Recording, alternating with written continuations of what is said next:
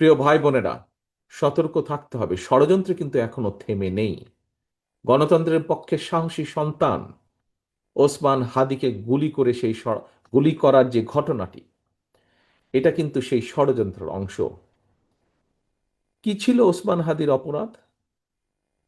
একজন রাজনৈতিক কর্মী হিসাবে আমার মনে যে প্রশ্নগুলি দেখা দিয়েছে, এই কয়েকটি প্রশ্নের জবাবের মধ্যেই আমার মনে হয় গণতান্ত্রিক জনগণের সামনেও এই যে এই ঘাতকদের চরিত্র স্পষ্ট হয়ে উঠবে। আমার মনে একজন রাজনৈতিক কর্মী হিসাবে যেই প্রশ্নগুলো দেখা দিয়েছে: এক, বর্তমান অন্তর্বর্তীকালীন সরকার বা সরকারকে যদি ব্যর্থ করা যায়, কারা তাহলে খুশি হবে?